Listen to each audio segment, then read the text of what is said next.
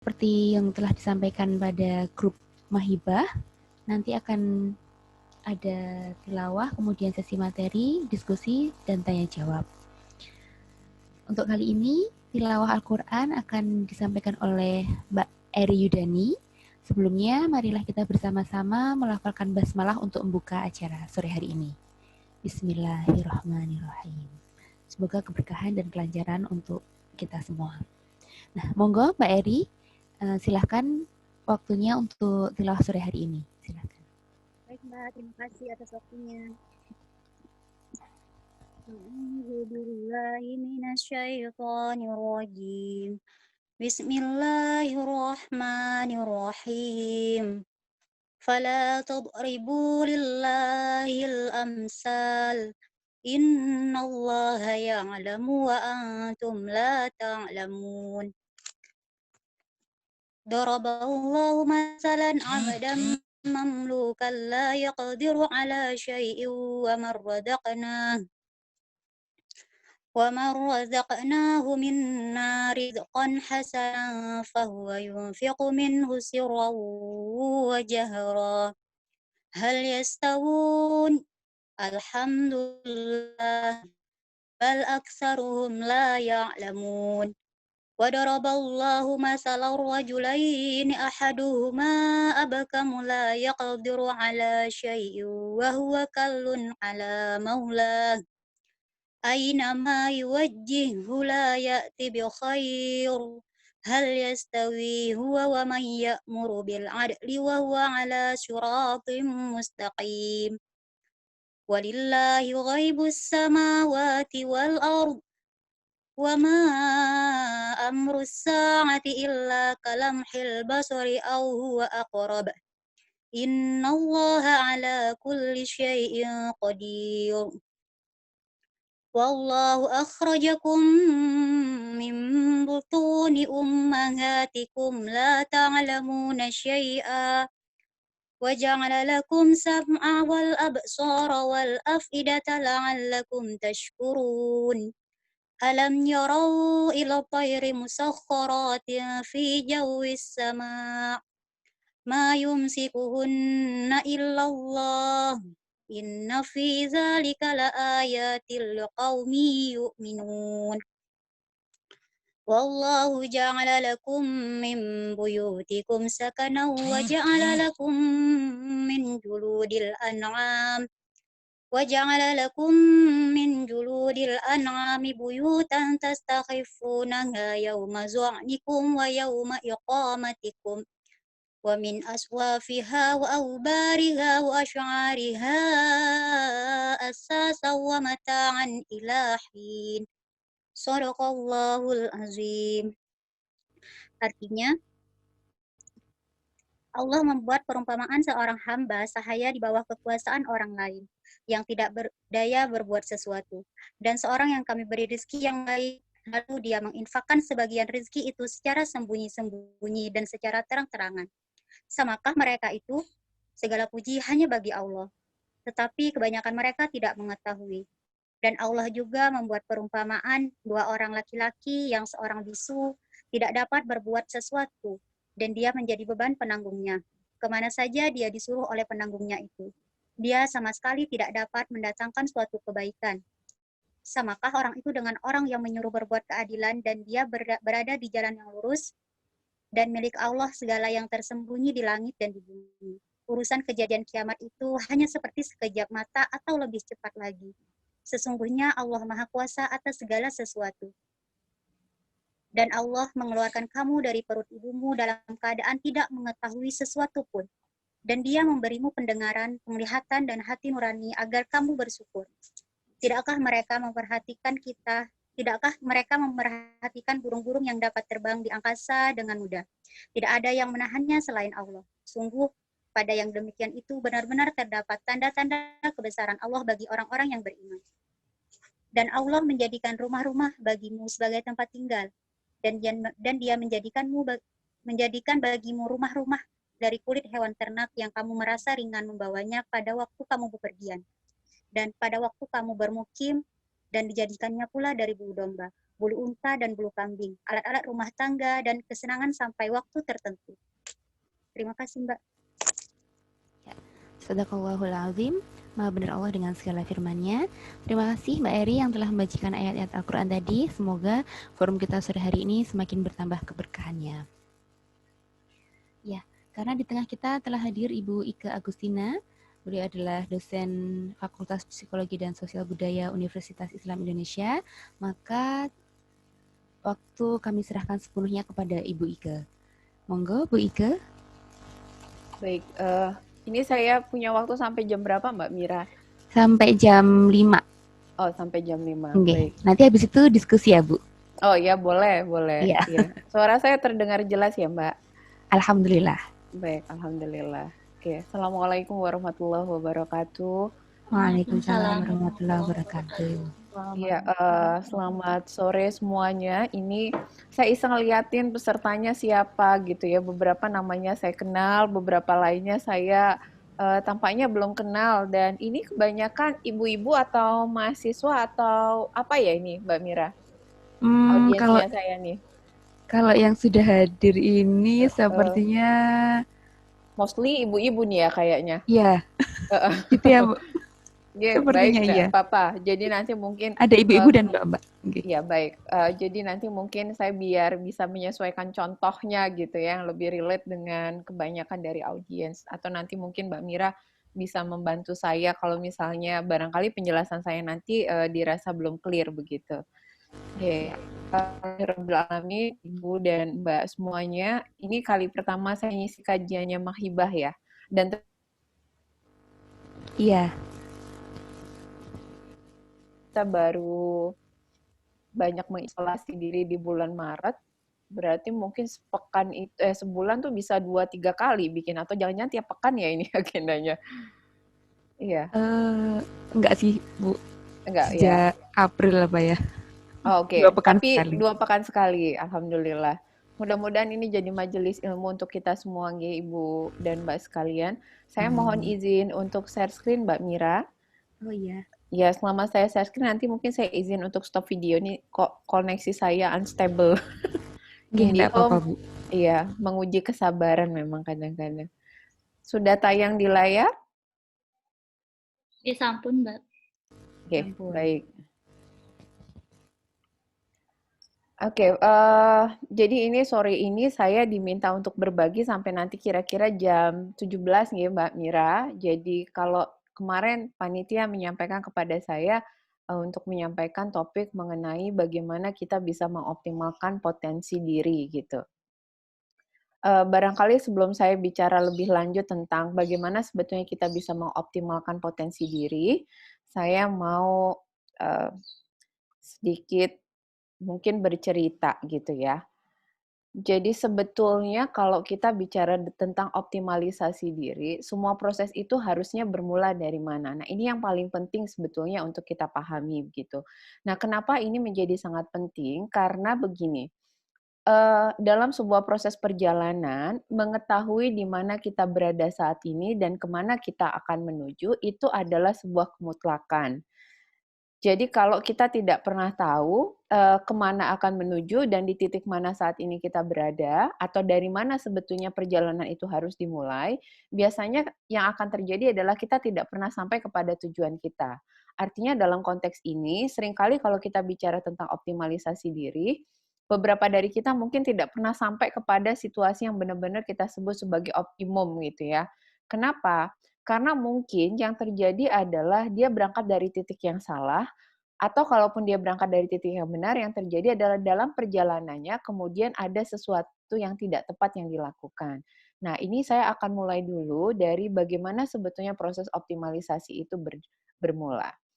Sebetulnya proses untuk optimalisasi diri ini bermula dari satu hal yang kelihatannya sederhana, tapi sebetulnya sangat complicated, dan ini menjadi salah satu poin penting kenapa kami yang belajar ilmu psikologi ini kayaknya kalau belajar tentang ini nggak kelar-kelar gitu ya.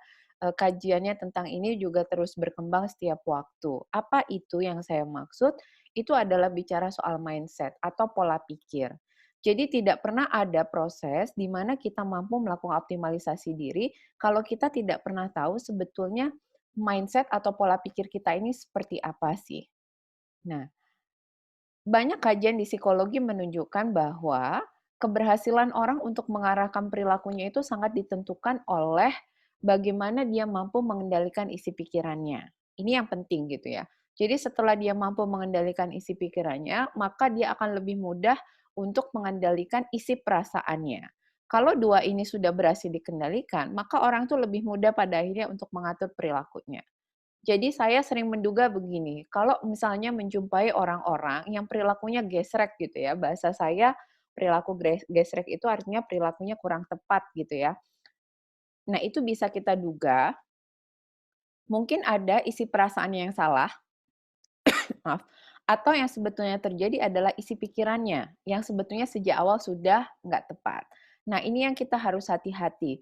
Jadi ketika kita ingin belajar tentang bagaimana mengoptimalkan potensi diri, maka kita harus belajar untuk membenahi mindset atau pola pikir kita.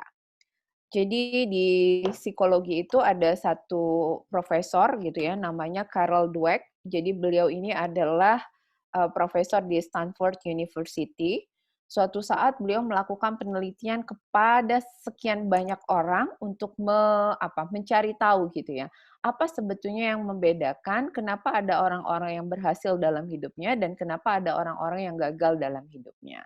Ternyata hasil penelitiannya Carol Dweck ini kemudian menjadi sesuatu yang diamini banyak orang karena ternyata memang inilah rahasia di balik kenapa ada orang yang bisa sukses dengan mengoptimalkan semua potensinya, tapi ada juga orang-orang tuh yang dalam hidupnya isinya hanya kegagalan, kegagalan, dan terus kegagalan. Nah, kata Carol Dweck, ini bermula dari adanya dua jenis pola pikir di dalam manusia, gitu ya. Jadi manusia itu ada yang pola pikirnya kita sebut sebagai fixed mindset, dan ada satu lagi tipe manusia yang ketika dia berpikir mindset gitu. Nah, kita akan lihat dulu sebetulnya apa perbedaan dari fixed mindset dan growth mindset ini. Karena ini yang memang akan menjadi titik tolak kita kalau bicara tentang optimalisasi potensi diri.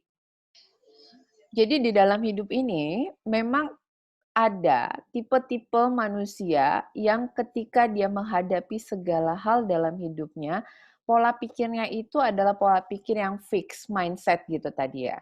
Nah, fixed mindset ini itu tipikal orang-orang yang seperti apa sih?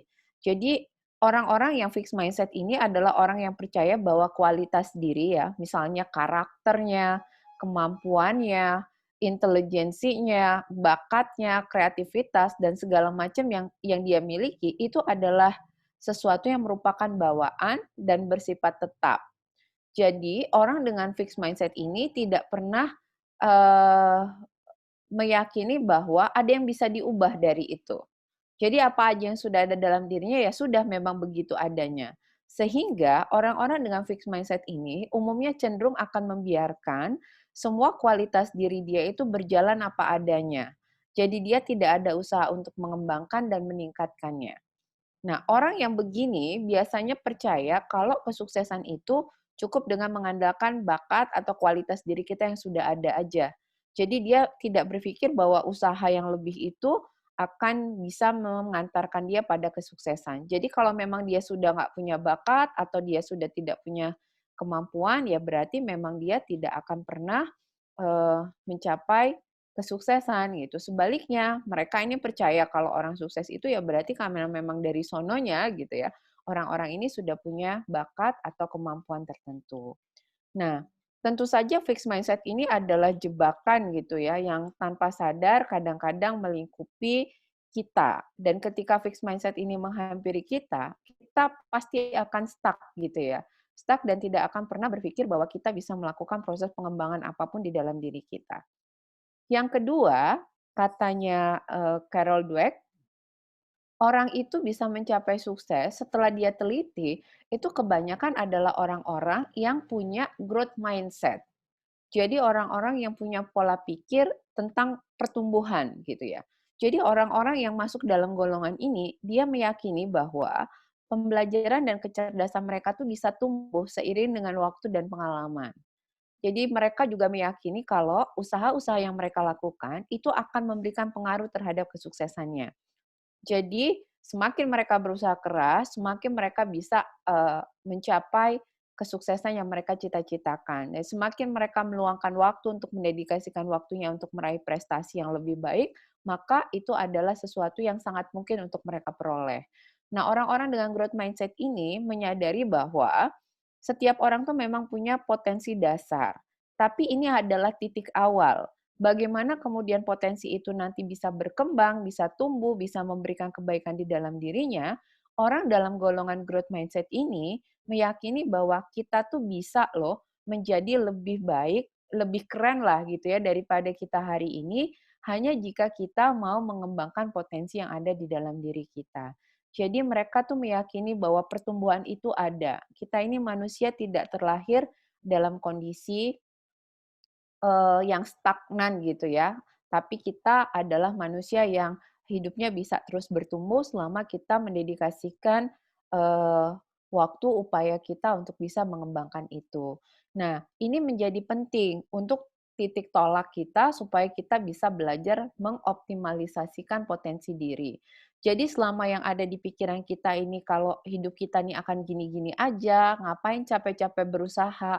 Karena pada akhirnya semua akan sama saja. Nah, orang yang begini tuh udah dipastikan tidak ada ruang-ruang bagi dia tuh untuk melakukan optimalisasi diri.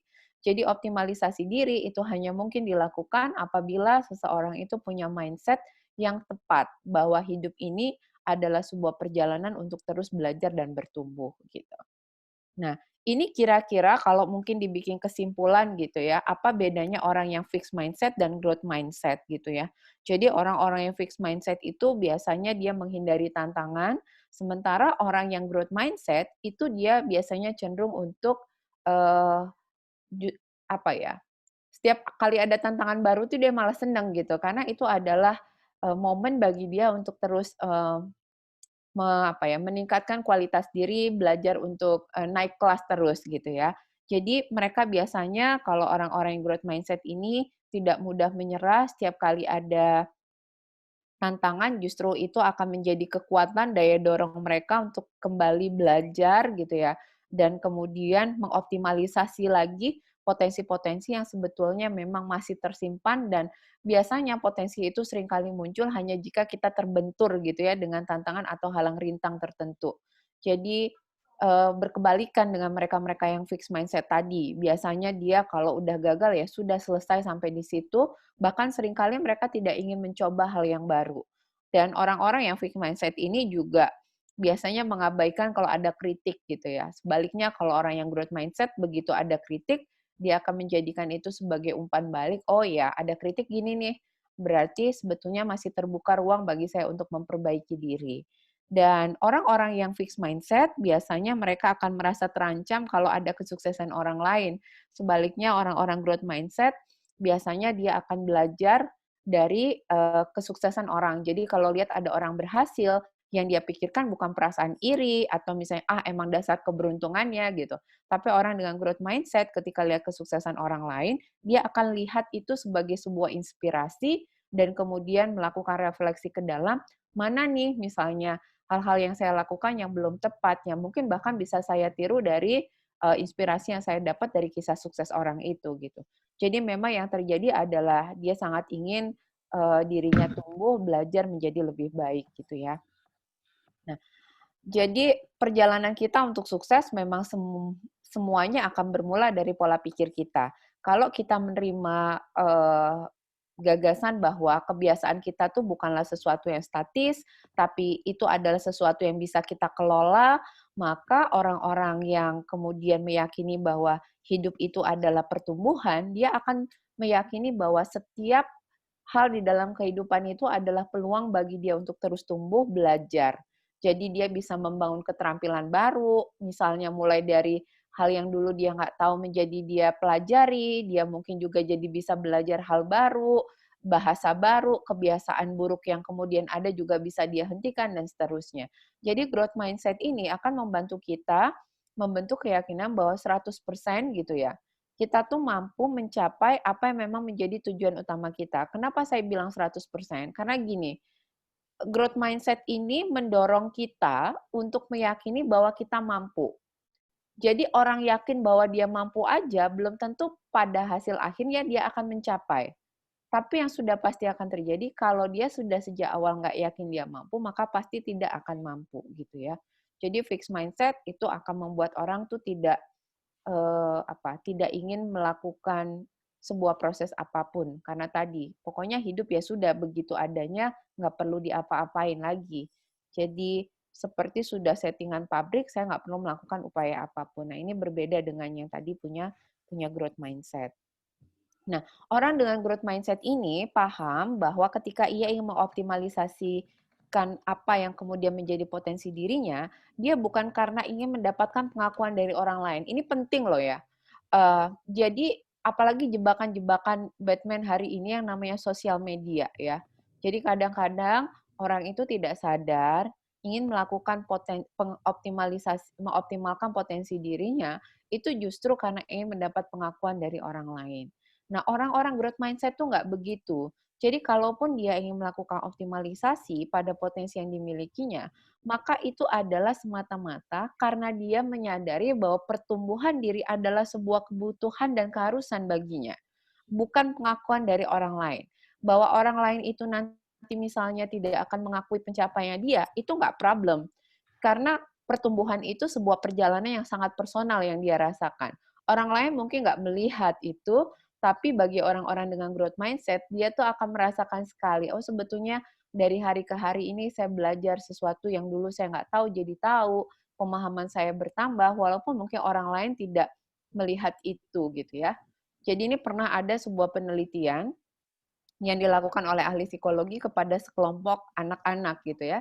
Jadi anak-anak ini, sekelompok anak-anak ini kemudian diberikan sebuah puzzle gitu.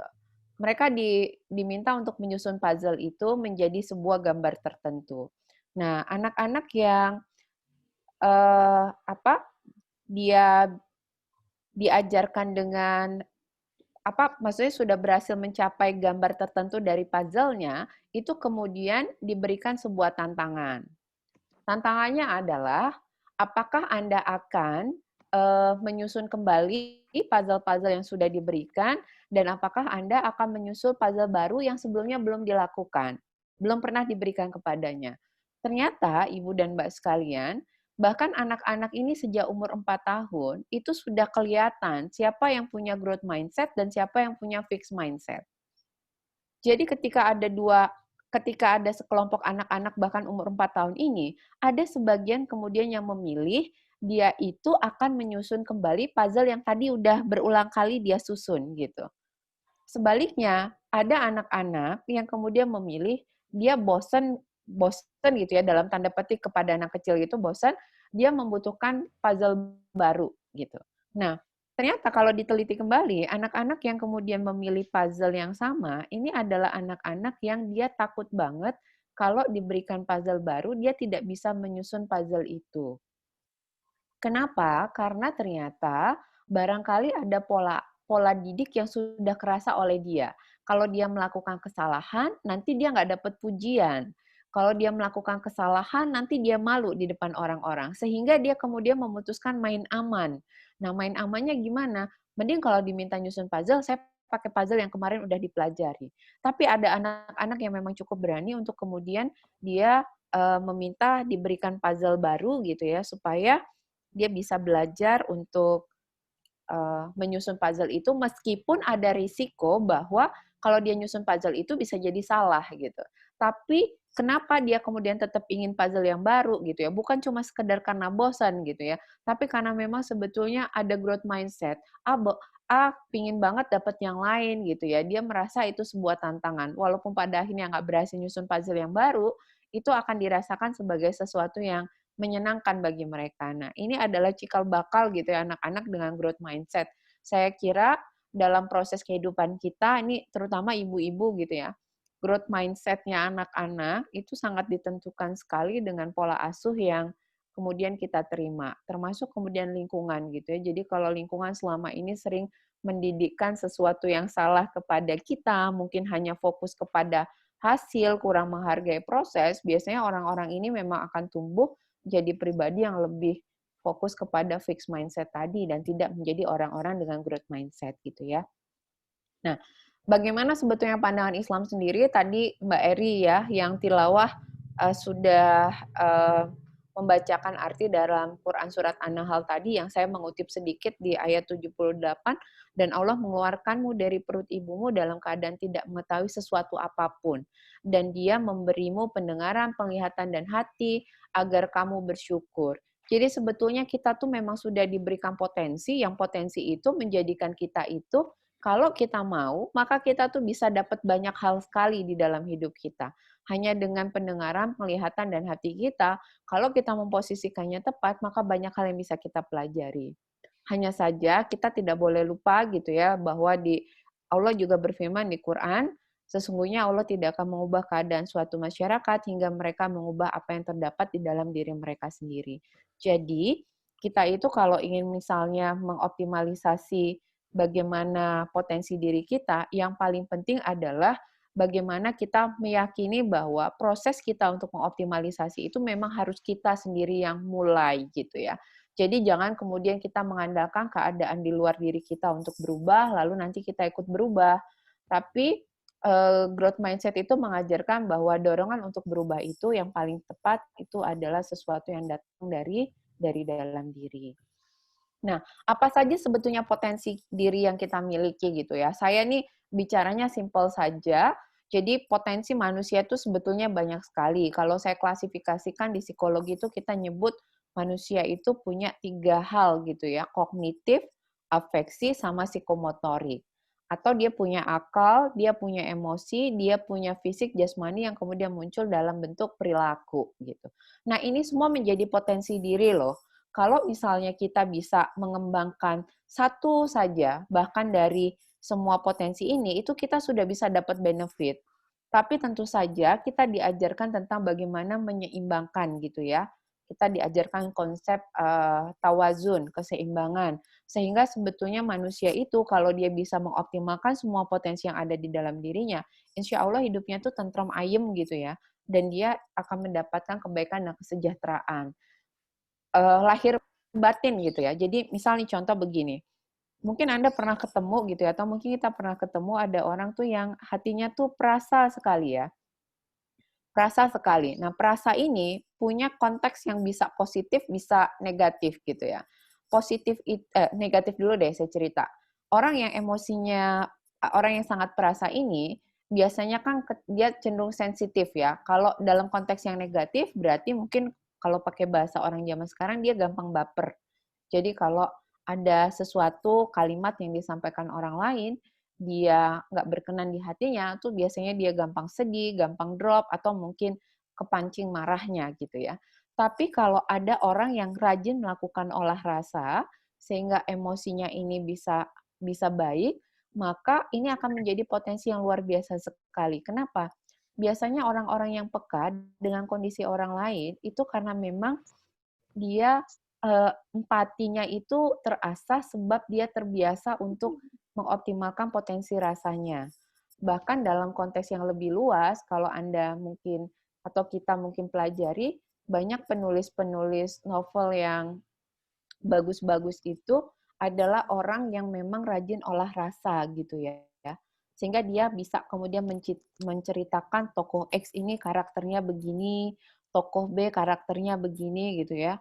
Saya kebetulan bersahabat baik dengan salah satu sastrawan muda Indonesia. Jadi sahabat saya ini dulu teman saya SMP. Saya lama nggak ketemu, dan terakhir ketemu di Jogja saya kaget gitu ya, karena ternyata justru saya baru ngeh dia udah dapat penghargaan sebagai penulis sastrawan muda Jawa Pos. Cerpen-cerpennya itu juga sudah terlalu sering terbit di Kompas gitu ya. Jadi kalau di kalangan sastrawan itu, kalau kita bikin tulisan cerpen dan bisa tayang di Kompas, itu katanya adalah sebuah prestasi karena Kompas sangat selektif kalau untuk cerpen-cerpen yang tayang di harian mereka gitu. Nah, teman saya ini ternyata udah langganan banget begitu. Usianya sesaya gitu ya. Dan saya tahu memang dari dulu anak ini tuh sahabat saya ini memang adalah orang yang rajin olah rasa gitu ya. Jadi dia gampang berempati dengan kondisi orang lain. Laki-laki gitu. dia laki-laki, jangan bayangkan ini perempuan gitu ya, karena katanya kalau perempuan itu dekat sekali dengan kemampuan dia untuk peka, tapi sahabat saya itu laki-laki dan memang kalau saya perhatikan dari dulu dia cenderung untuk lebih mudah membantu temannya kalau temannya mengalami kesulitan itu tanpa diminta dia akan memberikan pertolongan dan seterusnya. Nah, ternyata olah rasa atau optimalisasi dia terhadap rasa ini membuat dia mudah ketika dia menulis novel atau cerpen gitu ya, bagaimana kemudian dia mendalami karakter-karakter itu. Sekali dua kali kadang-kadang saya diminta oleh sahabat saya itu menjadi first reader dari novel-novelnya dia yang mau diterbitkan. Kalau saya punya waktu, saya baca gitu ya, saya suka takjub, ini kok dia bisa mikir gitu ya, ada orang dengan karakter begini, dan seterusnya gitu. Nah, kalau olah fisik atau jasmani, tentu kita juga sudah banyak lihat gitu ya, beberapa orang dianugerahi Allah tuh dengan kemampuan fisik yang sangat prima, sehingga mungkin dengan kondisi fisiknya yang luar biasa itu dia bisa mencapai banyak prestasi gitu ya. Atau mungkin simpelnya kalau kita lihat beberapa atlet gitu, itu juga karena dia punya potensi fisik atau jasmani yang dia optimalkan gitu. Nah, kalau akal atau kognitif ini sesuatu yang jelas-jelas harus kita alhamdulillahi setiap detik gitu ya. Ketika kita terlahir dalam kondisi kita bisa mikir aja, itu adalah sesuatu yang luar biasa nikmatnya gitu. Karena sedikit aja Allah cabut gitu ya. Misalnya kita amnesia sebentar atau misalnya kita punya kondisi intelijensi yang misalnya tergolong tidak normal, saya kira akan menjadi sulit bagi kita untuk kemudian melakukan olah terhadap emosi atau olah jasmani kita, karena memang pangkalnya itu ada di sini, ada di kognitif gitu. Nah, terus bagaimana sebetulnya strategi kita untuk mengoptimalkan potensi diri?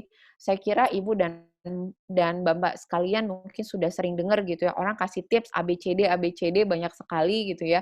Tapi kalau saya hari ini boleh berbagi, saya mau menyingkat bahwa strategi untuk mengoptimalkan potensi diri itu sesungguhnya hanya 3. Kalau dari apa yang saya yakini dan mungkin saya resapi sendiri dalam kehidupan saya. Pertama adalah kita diri, kita harus belajar untuk mengetahui dan menerima apa yang jadi kekurangan diri. Kemudian setelahnya nanti kita petakan apa yang jadi potensi diri kita, kemudian tentukan apa yang ingin kita capai dari potensi tersebut. Lalu yang terakhir itu sebetulnya satu sederhana tapi tidak pernah sederhana untuk dilakukan, yaitu komitmen pada proses gitu. Ini saya akan coba untuk detailkan satu-satu ya. Jadi yang pertama ini adalah belajar untuk mengetahui dan menerima kekurangan diri. Mengapa ini kemudian menjadi hal yang sangat penting bagi kita untuk belajar optimalisasi diri? Karena tadi, ini semua berangkat dari tipe manusia, ada yang kadang-kadang nggak sadar masuk dalam jebakan Batman sebagai orang yang tergolong punya fixed mindset, bukan growth mindset.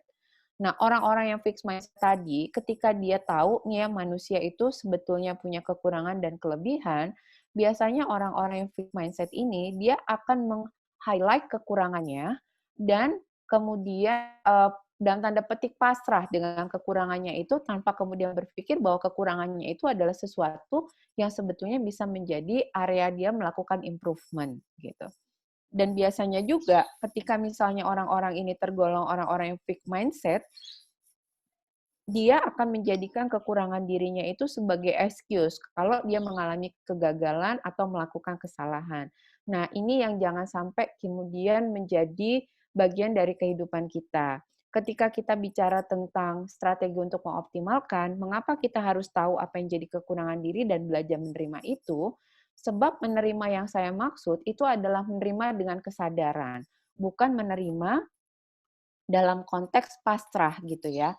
Jadi ini saya mungkin nanti bisa dibantu biar kita lebih interaktif ya, Ibu dan Mbak sekalian. Saya mau coba untuk kita melihat apakah kita ini tanpa sadar kadang masuk dalam jebakan fixed mindset itu atau enggak. Jadi nanti saya dibantu kalau saya menyajikan pertanyaan, mungkin boleh menjawab pertanyaan saya di kolom chat ya. Kita akan refleksi dari sebuah kesalahan yang kita lakukan. Oke. Yang pertama, saya ingin Ibu dan Mbak sekalian cobalah mengingat kejadian dalam 1 pekan ini, lalu ingat 1 kesalahan yang pernah Anda lakukan dalam pekan ini. Boleh diingat di dalam benak masing-masing gitu ya. 1 kesalahan gitu ya, yang Anda lakukan dalam pekan ini. Oke. Nah, apa yang Anda rasakan saat itu ketika Anda menyadari Anda sudah membuat kesalahan? Saya boleh dibantu untuk di-chat jawaban Anda di kolom chat, Ibu dan Mbak sekalian. Apa yang Anda rasakan waktu itu ketika Anda melakukan kesalahan?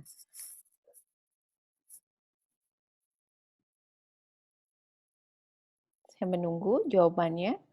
Oke, ada yang memarahi anak-anak, kecewa dengan diri sendiri. Ada lagi?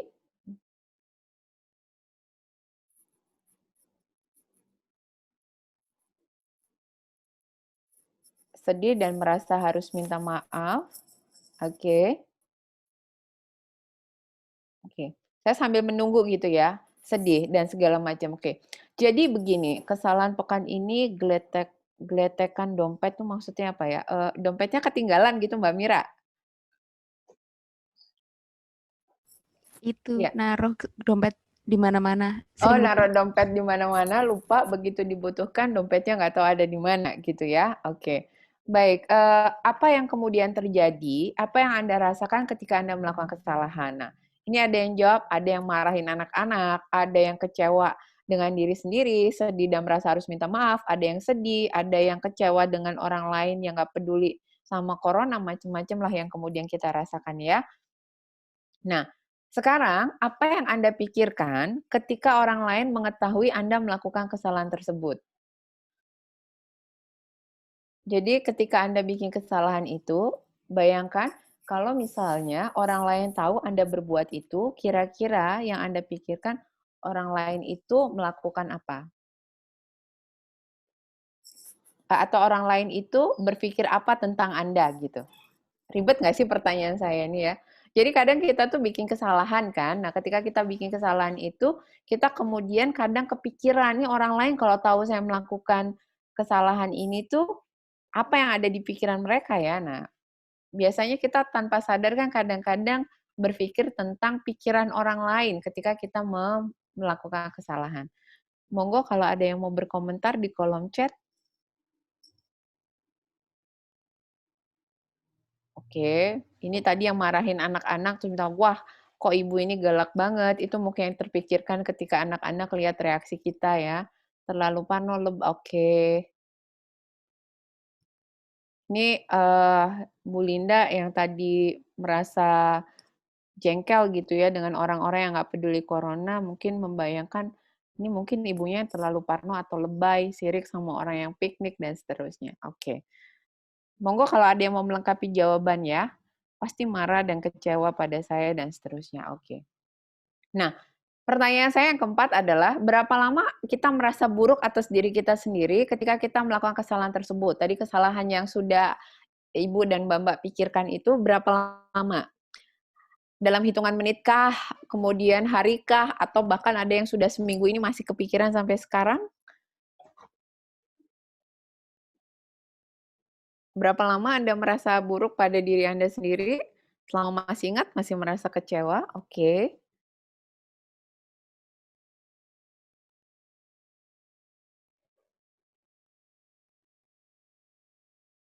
1 jam, oke. Baik.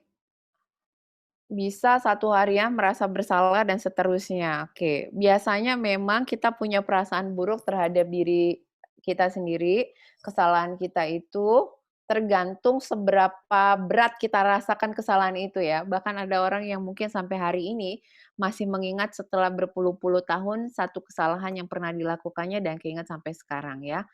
Nah, pertanyaan saya yang terakhir, apakah pada akhirnya Ibu dan Mbak mendapatkan sebuah hikmah atau kebaikan dari pengalaman ketika Anda melakukan kesalahan tersebut?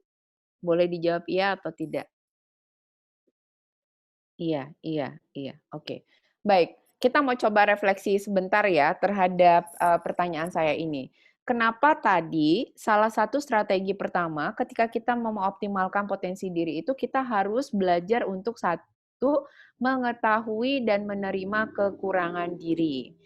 Karena begini, orang-orang yang biasanya punya problem dalam merefleksikan kesalahan itu cenderung sulit untuk menerima kekurangan diri. Dan ini bisa dengan mudah diidentifikasi ketika kita itu satu menjadi orang yang sulit memaafkan diri kita sendiri ketika kita membuat kesalahan.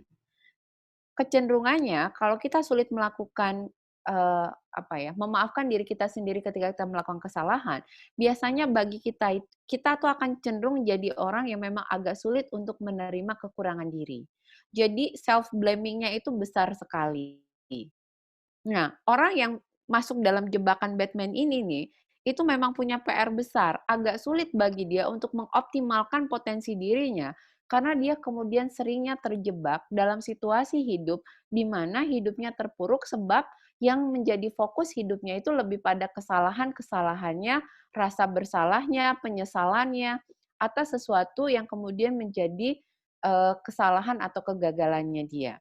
Nah, ini hati-hati kenapa saya mengajak Ibu dan Mbak untuk melakukan refleksi terhadap kesalahan, karena orang yang biasanya agak sulit misalnya melupakan sebuah kesalahan atau kejadian buruk yang dia lakukan di dalam hidupnya, itu menjadi orang yang nyerempet ke fixed mindset sebetulnya. Karena orang fixed mindset itu ketika memang dia melakukan kesalahan atau kegagalan, dia hanya akan berfokus kepada hal negatif dari yang dia alami karena kegagalan atau kesalahannya itu. Bukan berpikir tentang solusi, bukan berpikir tentang what next to do gitu ya. Nah, ini kita harus hati-hati. Jadi kalau misalnya, mohon maaf ya, kadang ada orang yang contoh ini, misalnya saya lihat di beberapa partisipan di Zoom ini kan dosen ya. Kalau kita jadi dosen, Ibu dan Mbak sekalian, kemudian kita punya laptop, laptop itu berisi riset kita ongoing gitu ya, kemudian bahan mengajar kita, beberapa data penting kita, lalu laptopnya rusak. Dan kita kebetulan nggak punya backup.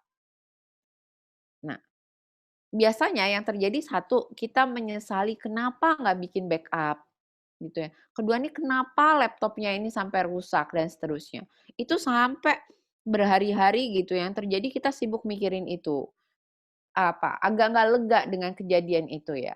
Tapi ada juga orang-orang yang ketika kejadian itu, oke, saya sadar saya salah, mestinya kalau ada data penting tuh saya backup di cloud, di drive, bahkan mungkin di EHD gitu ya. Jadi kalau ada apa-apa saya masih punya data cadangannya gitu.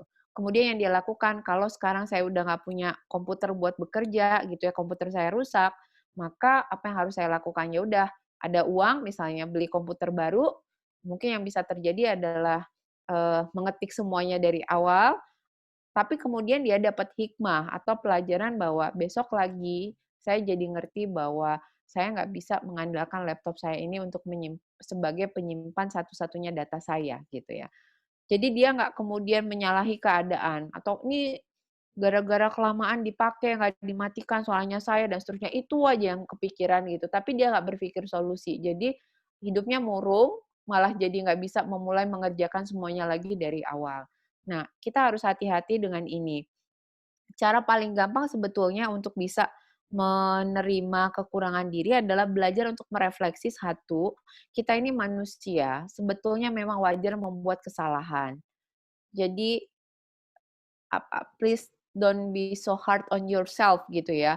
Jadi kalau kita bikin kesalahan itu, kita tuh kadang-kadang mudah memaafkan kesalahan orang, tapi kita tuh kadang jahat loh sama diri sendiri karena kita lupa untuk belajar memaafkan kesalahan-kesalahan yang kita lakukan.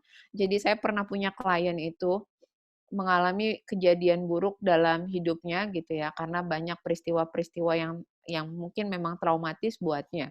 Saya sampai bilang kadang-kadang eh, mungkin Anda harus rajin menyelipkan doa ini di dalam eh, doa-doa setelah sholat. Apa itu Bu? Katanya. Saya bilang yang pertama itu kita harus minta kepada Allah supaya hati kita itu dimudahkan untuk memaafkan kesalahan orang lain. Nah, itu penting gitu ya. Karena kita hidup bersosial Jadi beberapa orang itu mungkin tanpa sadar, tanpa dia sadari menyakiti perasaan kita, dan doa untuk mudah memaafkan orang lain itu penting loh untuk bikin hati kita tuh terus bahagia. Yang kedua, minta kepada Allah supaya kita dimudahkan untuk memaafkan kejadian-kejadian yang tidak menyenangkan hati kita, apapun itu. Gitu. Nah, yang ketiga adalah belajar untuk rajin berdoa kepada Allah supaya kita tuh dimudahkan untuk bisa memaafkan kesalahan yang kita lakukan pada diri kita sendiri. Nah, ini penting karena banyak orang itu menjadi tidak mudah untuk mengoptimalisasikan apa yang jadi potensi dirinya karena dia memang terus terpuruk pada kesalahan dan kegagalan dan merutuki itu sehingga pintu-pintu kesempatan lain itu menjadi tidak terlihat sebab fokusnya salah gitu ya. Dan kalau kita menyadari bahwa pada akhirnya segala kesalahan dan kegagalan kita dalam hidup itu sesungguhnya memberikan hikmah, mestinya mudah loh bagi kita tuh untuk move on. Move on dari sebuah kesalahan, karena pada akhirnya ini tuh sebetulnya hanya satu titik di mana Allah tuh mau kasih kita pelajaran, dan pelajaran itu hanya mungkin terjadi kalau kita mengalami kondisi ini dulu gitu. Jadi mindset itu jadi penting. Kalau kita tidak punya mindset yang tepat, selalu menyalahkan diri, kita agak sulit untuk kemudian menerima kekurangan diri kita itu dengan lebih legowo, gitu ya. Nah, jika kita tadi sudah bisa belajar untuk menerima, merefleksi kesalahan itu dengan tepat, maka kita bisa kemudian menjadikan kekurangan-kekurangan diri kita itu justru sebagai sesuatu yang memang jadi self improvement area kita. Jadi kalau saya boleh kasih tips gitu ya, kita tuh tahu lah kita ini manusia tempatnya banyak kekurangan. Jadi saya tuh pernah misalnya kalau bikin pelatihan minta coba tuliskan apa yang jadi kekuatan dan kelemahan diri. Mungkin kalau dikasih waktu 5 menit menuliskan, kebanyakan dari kita itu lebih mudah menuliskan apa yang jadi kekurangan diri kita daripada apa yang jadi kelebihan. Mudah memang ditulis, tapi ternyata nggak mudah untuk diterima. Nah, ini problemnya. Dan kalau kita belajar untuk optimalisasi potensi diri, saya nggak mau kita tuh jadi orang yang muluk-muluk gitu ya. Karena kita bisa melis sekian banyak daftar kekurangan diri kita, maka kita pengen ini semuanya harus segera diselesaikan. Nggak gitu. Jadi pilihlah minimal misalnya 3 dulu deh area dari dalam diri kita ini yang mau diperbaiki. Nah, fokuslah dulu ke situ. Kita punya target waktu untuk memperbaiki ini dalam waktu berapa lama, gitu. Jadi jangan misalnya satu, contoh misalnya kalau jadi dosen, bahasa Inggris saya masih nggak oke nih, tulis nih, bahasa Inggris masih berantakan. 2, ternyata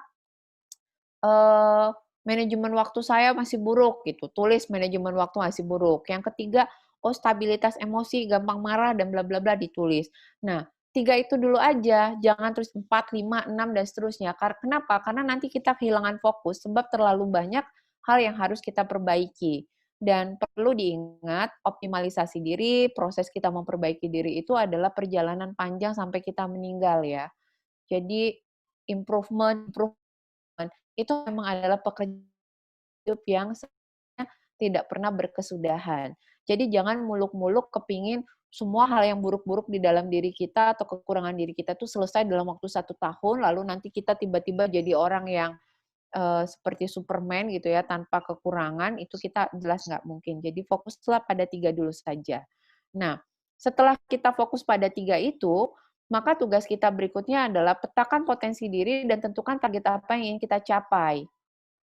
Jadi sesungguhnya di balik kekurangan kita itu selalu terselip yang namanya potensi, gitu. Jadi ini kalau ada ibu-ibu yang mengajar di teknik itu ya, kan kita mengenal ada yang namanya energi potensial, gitu ya. Semua benda itu sebetulnya punya energi potensial. Nah, potensi itu terpendam sampai kemudian ada sesuatu yang kita berikan. Contoh misalnya, di dekat saya nih, sekarang di sebelah saya ada remote AC. Nah, remote AC ini sebetulnya punya energi potensial.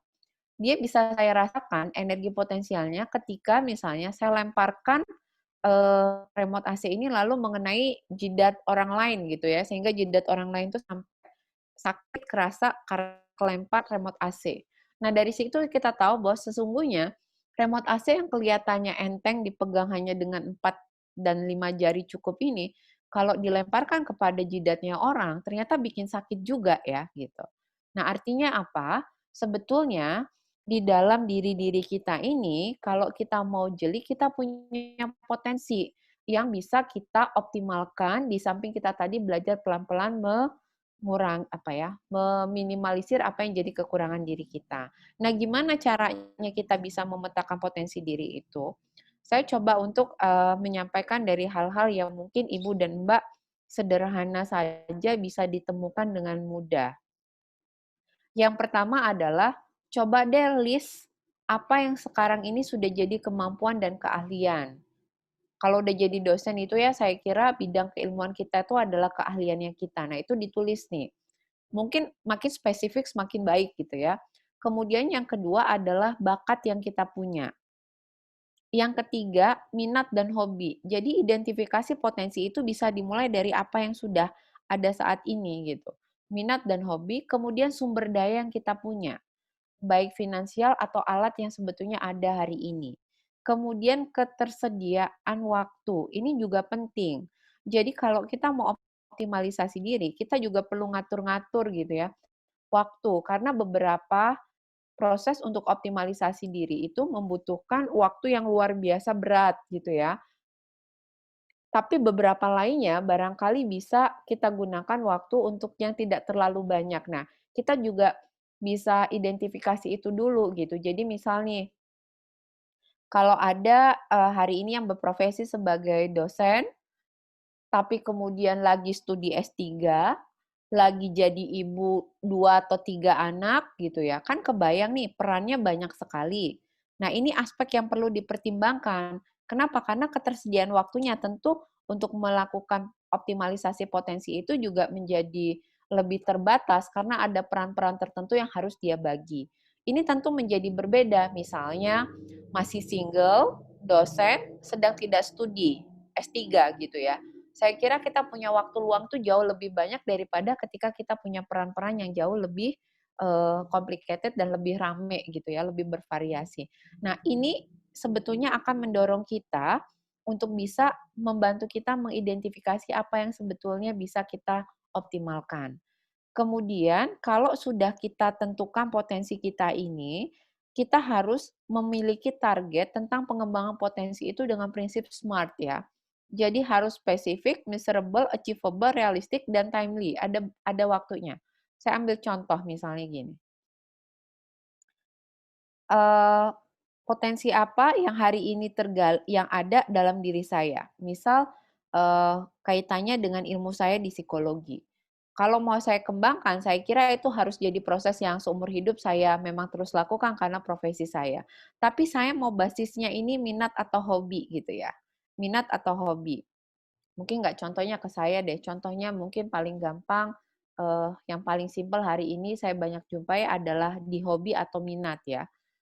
Jadi saya punya ibu saya itu kebetulan dari dulu hobi banget, menyulam, ya.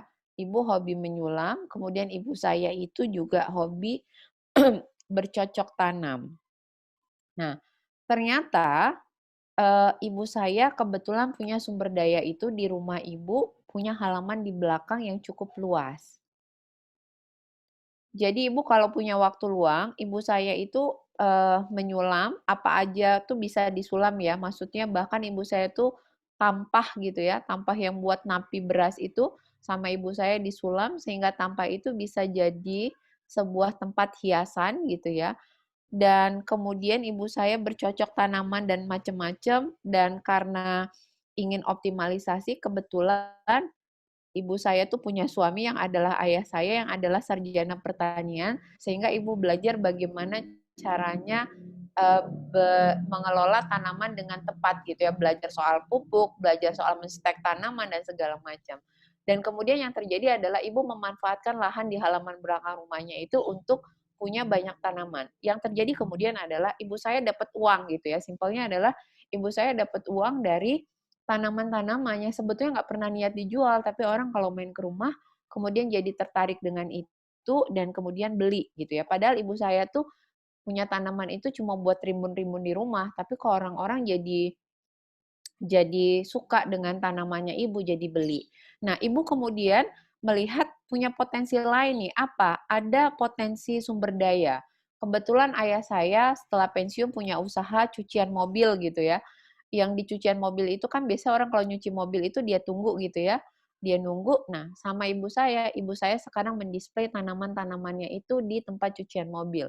Jadi tanpa sadar punya ruang pajang untuk tanaman-tanamannya, dan kemudian tanaman itu jadi lebih laris untuk dibeli orang gitu. Nah, itu adalah beberapa hal yang kemudian bisa dioptimalkan oleh ibu saya, dan kemudian hari ini optimalisasi dirinya terhadap hobinya gardening itu menjadikan salah satu pemasukan di usia tua gitu ya. Jadi sambil pensiun, nungguin cucian mobilnya ayah dan segala macam, ibu saya kemudian justru dapat pemasukan dari itu.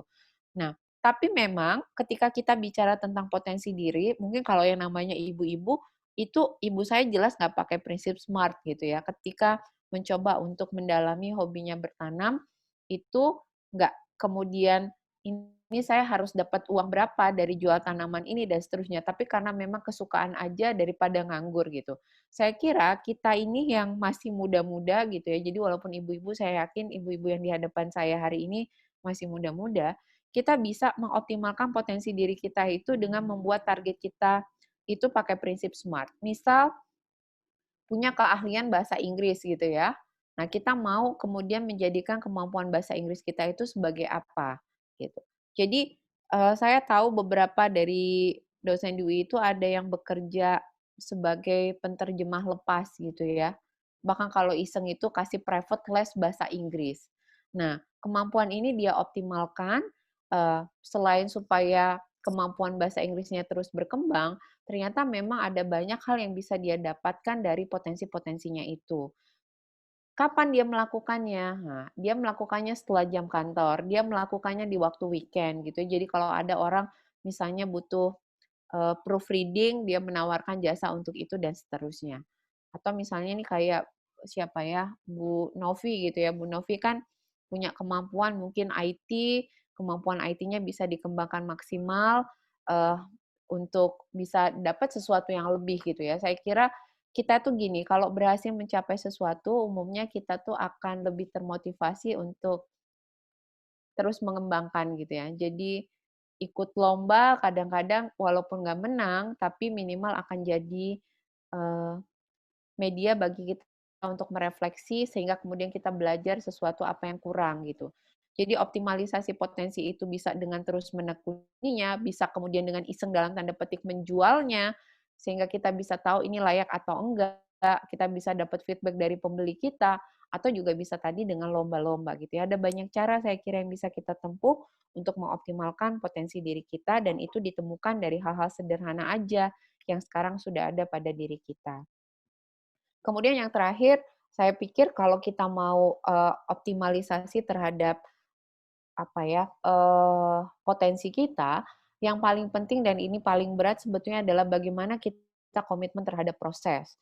Bahwa setiap pertumbuhan itu akan menjadi sebuah proses, dan proses itu memiliki tujuan tertentu yang akan membantu kita untuk mencapai akhir dari proses itu. Jadi, kalau kita bicara proses, ini berarti kita bicara tentang seperti perjalanan yang di setiap perjalanan itu kita seperti menempuh satu persatu anak tangga. Jadi ketika kita lolos dari satu anak tangga ini, kita biasanya akan belajar tentang apa. Nanti naik lagi ke anak tangga berikutnya, kita belajar tentang apa. Dan itu yang harus kita pahami. Jadi tidak pernah ada kondisi di mana kita bisa mencapai optimalisasi potensi kita, kalau kita itu hanya selalu berpikir soal hasil akhir dan tidak belajar untuk menikmati setiap proses. Karena memang setiap proses itu mestinya adalah sesuatu yang harus kita nikmati, dan supaya kita bisa mendapatkan manfaat secara maksimal. Dan terbuka untuk proses yang berlanjut melebihi kerangka waktu yang diharapkan. Jadi kadang kita punya target, goals ini 1 tahun, kemampuan bahasa asing kita udah nyampe di level misalnya ITV TOEFL kita berapa atau IELTS kita skornya berapa gitu ya. Tapi ketika itu belum tercapai, kita jangan menyerah dan terus menikmati proses itu gitu ya. Saya yakin tidak pernah ada proses yang sia-sia selama kita mampu untuk menangkap hikmah dari setiap pelajaran yang kita dapat di sepanjang perjalanan. Dan salah satu hal terpenting tentang proses pembelajaran adalah kita harus siap-siap bahwa ketika kita belajar untuk mengoptimalkan apa yang ada di dalam diri kita, itu kita akan menemui pasti pelajaran tidak terduga yang akan kita temui sepanjang perjalanan. Entah itu isinya gagal-gagal dulu baru akhirnya sukses, itu yang harus kita terima. Atau sesuatu yang lain yang kemudian membuat kita menyadari, oh ternyata saya tuh lebih passionate di sini daripada di sana, misalnya gitu. Jadi selalu meyakini bahwa proses untuk mengoptimalisasi diri itu akan berisi tentang pelajaran-pelajaran yang bahkan tidak kita duga, dan insya Allah itu semua adalah rangkaian kurikulum yang sudah Allah susun supaya kita bisa menjadi manusia yang lebih baik dari waktu ke waktu gitu. Nah, ketika kita tadi menyadari bahwa ada komitmen kita terhadap proses gitu ya, mungkin yang juga kita perlu ketahui bahwa kita itu kadang-kadang eh, lupa untuk memetakan bahwa kita punya kryptonite gitu ya. Kryptonite itu kalau di Superman itu adalah batu hijau yang sering bikin Superman itu merasa kesakitan atau merasa kalah. Nah, ini kita juga penting untuk petakan ya, Ibu dan Mbak semua.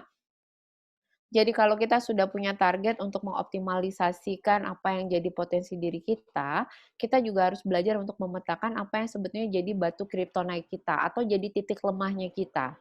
Apa itu? Ada orang yang kemudian seringkali gagal dalam proses optimalisasi potensi diri hanya karena dia tuh tipikal manusia yang mood swing gitu ya. Jadi suasana hatinya berubah, dan kalau suasana hatinya berubah, perilakunya jadi ikutan berubah gitu. Atau ada juga yang kemudian menjadi tidak bisa komitmen terhadap proses karena sulit berkata tidak pada setiap ajakan orang lain. Kalau di psikologi kami nyebutnya ini tipikal manusia yang agak nggak asertif gitu ya. Jadi dia nggak tegas terhadap orang lain sehingga setiap kali orang minta tolong apa diiya-iyain dan mengiya-iyakan semua permintaan orang itu pada akhirnya membuat dia tuh jadi terpaksa tidak kepada dirinya sendiri, dan ini kan berbahaya juga ya. Nah, kemudian juga ada tipikal yang kemudian karena mudah terdistraksi atau kryptonite kita tuh suka menunda-nunda. Nah, ini beberapa daftar saya kira yang saya pernah tanya ke orang, apa yang sering menjadi hambatan kenapa Anda tuh sering gagal mencapai titik optimum dalam mengembangkan potensi diri. Mulai dari yang mager, ngikutin mood gitu ya, sering terganggu dengan ajakan-ajakan orang dan sulit banget bilang tidak kepada ajakan orang, atau mudah terdistraksi gitu ya, atau suka menunda-nunda, atau hal lainnya.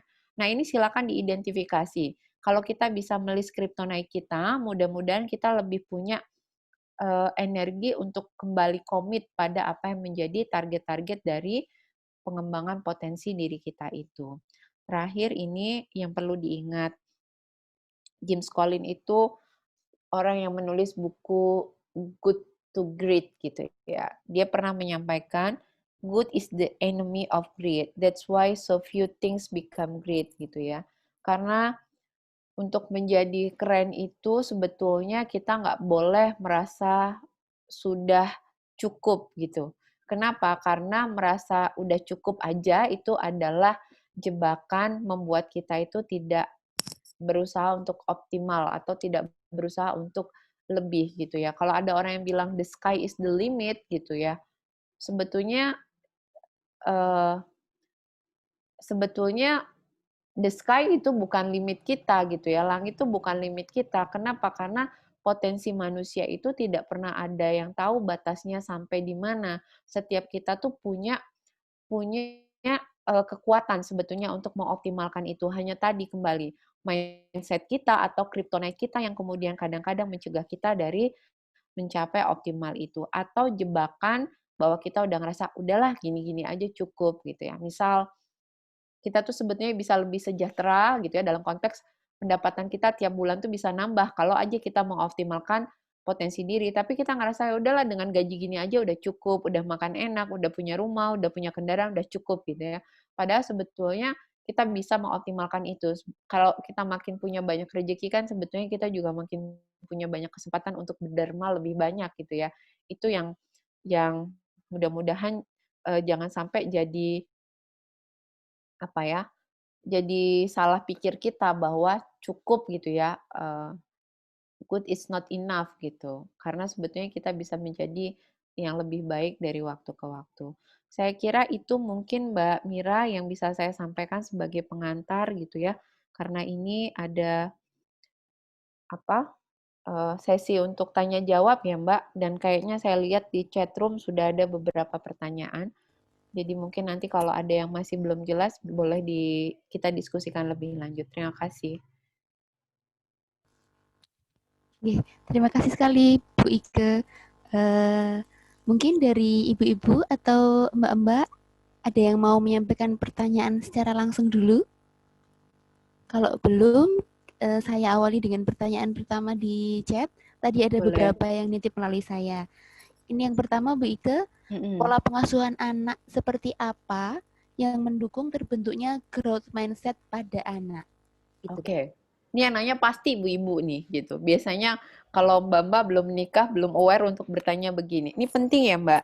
Jadi gini, kenapa tadi ada studi yang dilakukan risetnya, sekelompok anak itu bahkan sejak umur 4 tahun ada yang dia udah punya fixed mindset, bukan growth mindset. Itu memang seringkali karena parenting yang salah. Sehingga bagaimana kemudian menjadikan kita sebagai ibu itu punya parenting yang tepat kepada anak. Yang nomor satu paling penting adalah ibu, kalau misalnya anak melakukan sesuatu, satu, jangan pernah puji hasilnya, tapi puji usahanya. Itu yang penting. Jadi contoh misalnya gini, wah kamu keren ya dapat nilai 10, wah kamu keren ya dapat nilai 9. Nah, itu jebakan yang kemudian mendorong anak itu akan masuk ke dalam fixed mindset. Kenapa? Karena hidupnya itu kemudian tanpa sadar akan didorong pada kebutuhan dia untuk mendapatkan validasi atau pengakuan dari orang lain. Jadi instead of saying, oh ibu senang ya kamu dapat nilai 10, kenapa kita nggak bilang, wah selamat ya kamu dapat nilai 10, pasti karena kerja keras kamu dan ibu senang karena kamu kerja keras gitu. Nah, itu kelihatannya simple, tapi penghargaan-penghargaan terhadap proses itu yang kemudian akan menumbuhkan growth mindset gitu. Jadi jangan pernah terjebak untuk memuji hasil, tapi pujilah pada proses. Jadi kita puji itu kerja kerasnya, kita puji pada usahanya, bukan pada hasilnya. Kalau kita mau memuji misalnya nyebut, oh kamu dapat angka 10, tapi jangan lupa bukan angka 10 itu yang bikin ibu tuh bahagia, tapi bahwa kamu dapat angka 10 itu karena kamu kerja keras dan ibu menghargai kerja keras kamu. Mengapa ini penting? Karena ketika nanti anak-anak itu misalnya mengalami kegagalan, dia nggak blaming gitu ya, dia nggak self blaming yang sangat besar kepada dirinya hanya gara-gara dia gagal dapat nilai 9 atau dia gagal dapat nilai 10 gitu. Tapi dia tahu ketika dia gagal itu artinya bahwa dia perlu bekerja lebih keras. Nah, growth mindset tuh gitu. Jadi setiap kegagalan dia tidak akan rasakan sebagai sebuah penghakiman dari orang lain kepadanya, tapi justru adalah titik tolak untuk dia belajar lebih keras lagi. Nah, ibu-ibu ini yang kadang-kadang memang nggak sadar ya, Mbak Mira, eh, pujinya itu lebih kepada hasil, bukan kepada prosesnya.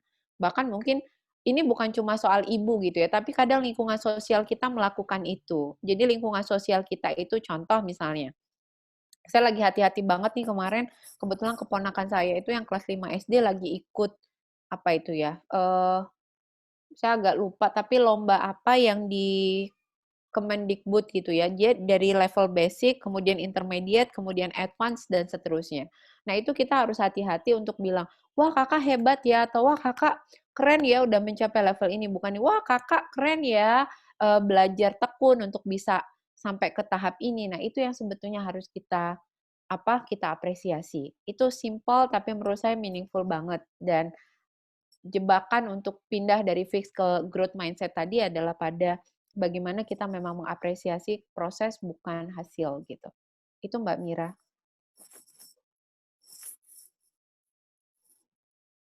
Terima kasih sekali Bu Ike. Ini ada satu lagi yang di bawahnya. Boleh. Oh, sebentar. Apa? Yang paling bawah dulu yang kelihatan di chat. Boleh, boleh. Ini kayaknya pertanyaannya ada banyak, saya juga bingung mentresi. Maaf. Bagaimana caranya menjaga konsentrasi agar tidak mudah terdistraksi? Distraksi ini sangat mengganggu karena pekerjaan semakin lama terselesaikan. Gitu. Oke, baik. Jadi gini, kita tuh ini yang nanya kan, yang ini kajiannya isinya kan perempuan semua ya, Mbak Mira ya. Iya. Gitu. Iya. Jadi perempuan itu konon dia punya kemampuan untuk multitasking. Tapi orang-orang itu sering juga kejebak, Mbak, definisi multitasking. Misal gini, multitasking itu mestinya membuat kita tuh mampu melakukan banyak hal dalam satu waktu. Tapi banyak hal dalam satu waktu tuh harusnya diperhatikan begini ya, kita tuh harus selalu here and now.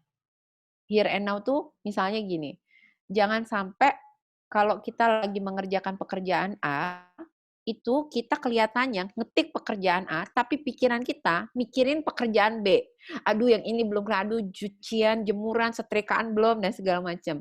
Itu dengan mudah memang satu mendistraksi kita. Makanya di psikologi itu, kami tuh belajar tentang terapi mindfulness gitu ya.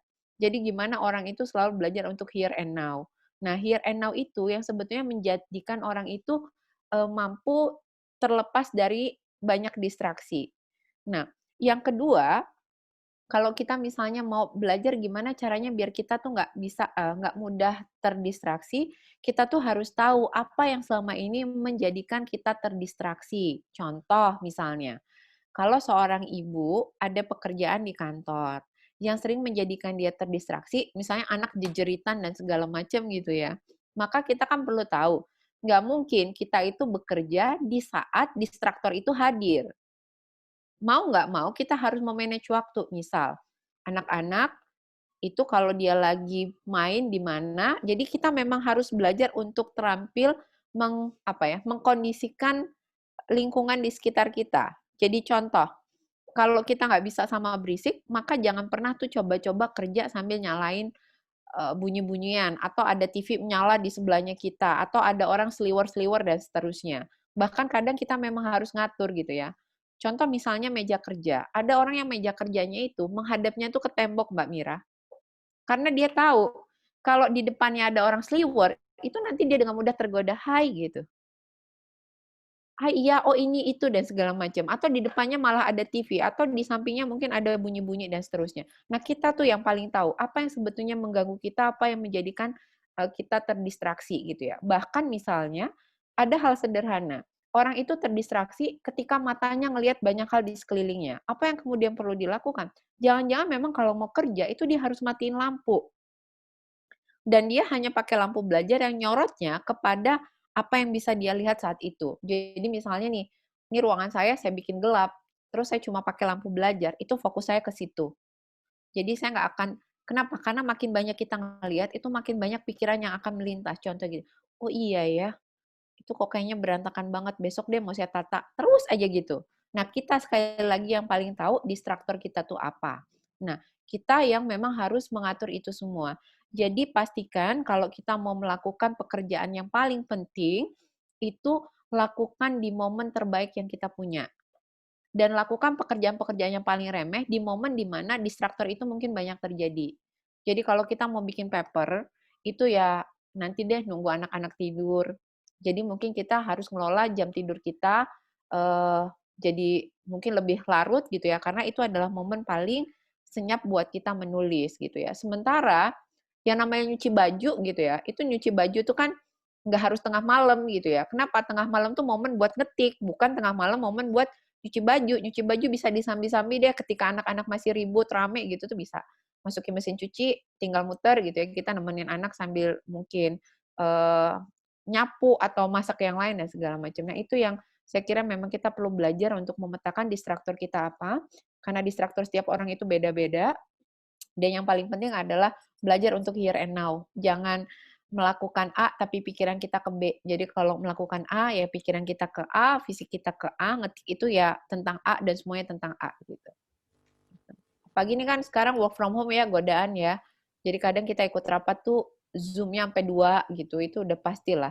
Yang keserap berapa persen itu yang denger yang di sini, kadang-kadang laptop yang di sini nyala dan segala macam. Apalagi ibu-ibu sekarang anaknya juga sekolah online, saya kira juga lebih challenging, tapi tadi kembali distraktor itu sedapat mungkin memang perlu kita kelola gitu ya. Gitu Mbak Mira. Ya, oke. Yang berikutnya ya Bu, apakah ada batasan usia seseorang untuk mengoptimalkan diri? Misal seorang yang sudah pensiun, apakah masih ada ruang untuk berkembang? Lalu mohon dijelaskan bagaimana definisi sukses itu. Bagaimana kita tahu bahwa kita sudah sukses? Waduh, pertanyaan banyak. Nomor 1, tadi saya sampaikan proses kita memperbaiki diri, proses kita belajar tentang diri, dan termasuk mengoptimalisasi diri itu adalah perjalanan yang tidak berhenti ya Mbak. Bahkan itu adalah perjalanan yang selama fisik kita kuat, saya kira harus terus dilakukan. Saya mau cerita nih, ibu saya tuh ke Jogja, karena doyan nyulam, itu sampai les di sekelompok anak-anak muda yang nyulam. Itu ibu saya loh. Padahal ibu saya itu udah pakai kacamata, kalau nyulam itu nggak mungkin kalau nggak pakai kacamata. Tapi ingin hidupnya terus produktif. Jadi belajar nyulam gitu ya. Terus mungkin kalau sekarang ibu saya belajar pakai Instagram, ngeliat-ngeliat sering ada di Instagram tuh minta dicariin anaknya karena ibu saya nggak terampil bahasa Inggris gitu ya. Bahasa Inggrisnya sulam itu apa, nyarinya gimana? Oh, dicariin Bu embroidery gitu ya. Terus ibu di-followin akun-akun yang suka ngajarin tips-tips yang ada video pendek tentang nyulam. Nah, itu yang kemudian dia optimalkan sebisanya yang bisa dia lakukan. Jadi sebetulnya nggak ada batasan kapan kemudian kita berhenti mengoptimalkan potensi diri.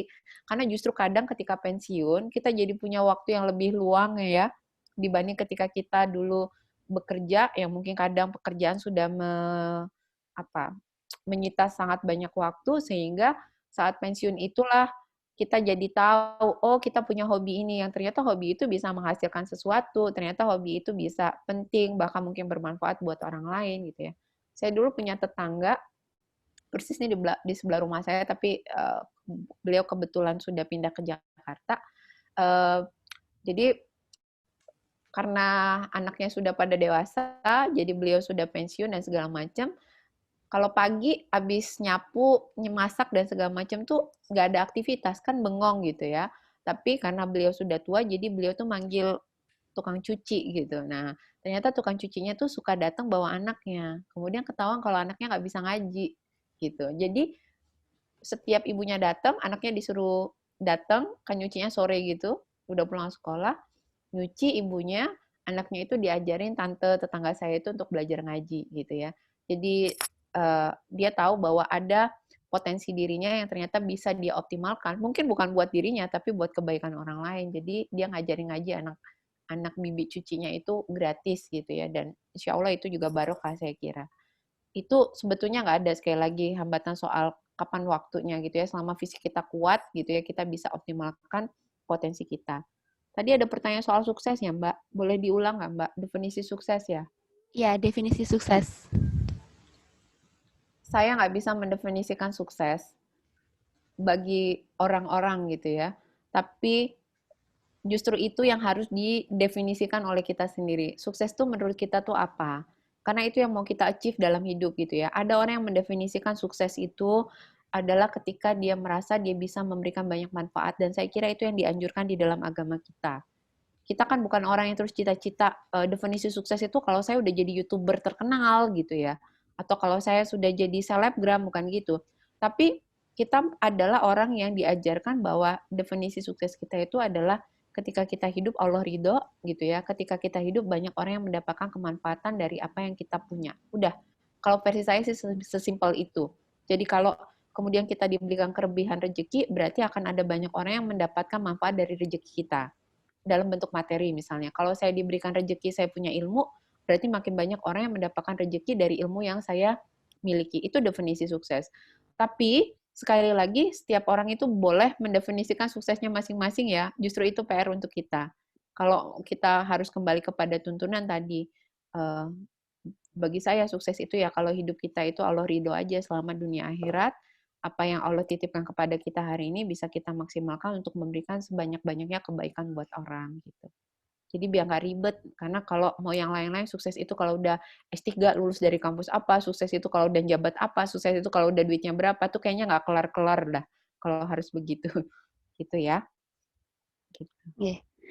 Terima Ada kasih, lagi? Bu. Ini Dari ada banyak sekali ternyata. Ada mungkin gitu. 6 atau sampai 8.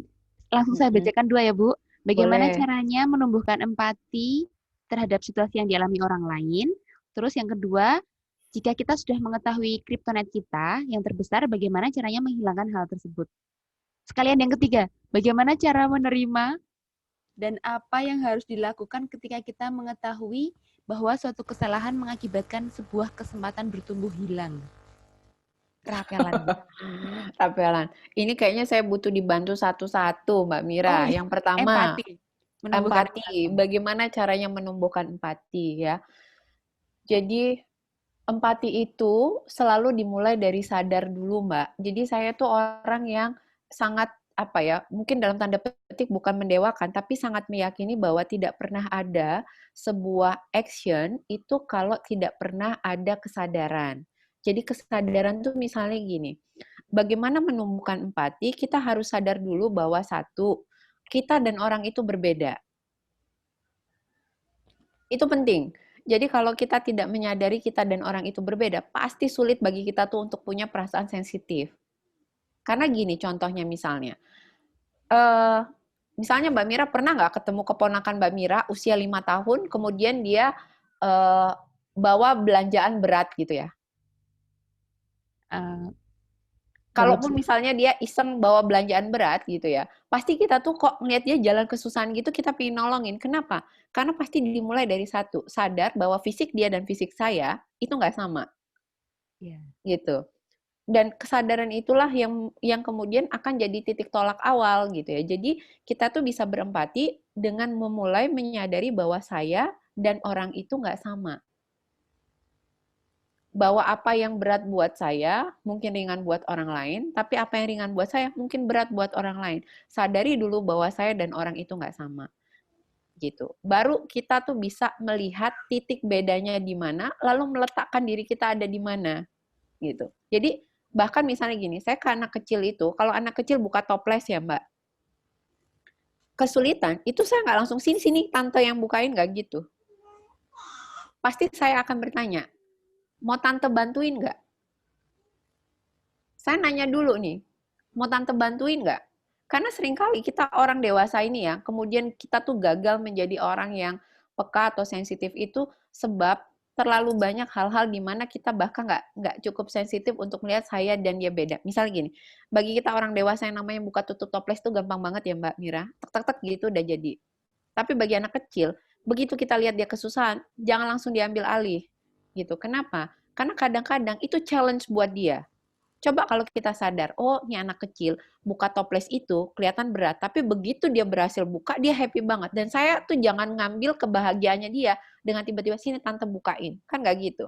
Tapi saya tanya, mau tante bantu nggak? Kalau dia bilang enggak tante, saya bisa sendiri, ya udah saya biarin dia buka sendiri. Tapi kalau dia bilang susah ya tante, bantuin dong, saya ambil, saya bukain gitu. Jadi sadar dulu bahwa kita dan dia tidak sama. Nah, yang berikutnya saya tuh menyadarinya gini, kenapa orang itu kadang susah jadi empati? Mungkin karena memang mainnya kurang jauh ya Mbak Mira. Jadi orang itu kalau mainnya kurang jauh, berarti kan penglihatan dia terbatas. Sehingga dia nggak cukup sensitif untuk kemudian berempati pada sebuah kondisi. Jadi orang yang mainnya jauh, dia tuh insya Allah melihat pemandangan lebih banyak. Dan ketika pemandangan lebih banyak, selalu dia akan punya banyak situasi banding-bandingan gitu. Jadi misalnya gini, ada orang melihat yang gini aja nih udah cukup bersih, tapi kalau dia pergi ke sebuah negara yang jauh lebih bersih lagi, dia akan takjub-takjub.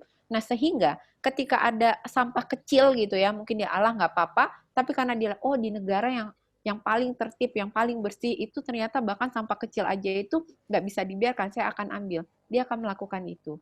Jadi orang itu agak sulit memang untuk bisa berempati kalau dia nggak pernah menyadari bahwa dia dan orang berbeda. Yang kedua, kalau mainnya kurang jauh sih.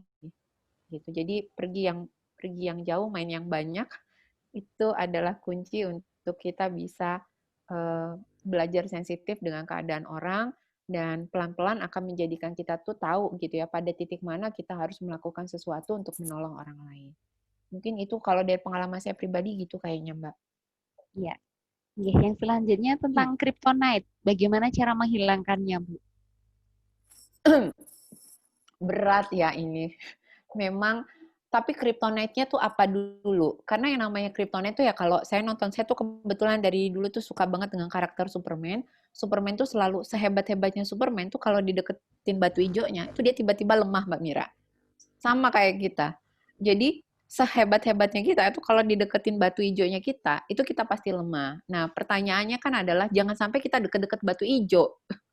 Jangan sampai kita deket-deket kryptonite itu. Jadi contoh misalnya, kalau kryptonite kita itu adalah hobi kita suka menunda-nunda, maka jangan sampai satu, kita membiarkan itu terjadi. Caranya apa? Memang mau nggak mau tuh harus dilawan gitu ya.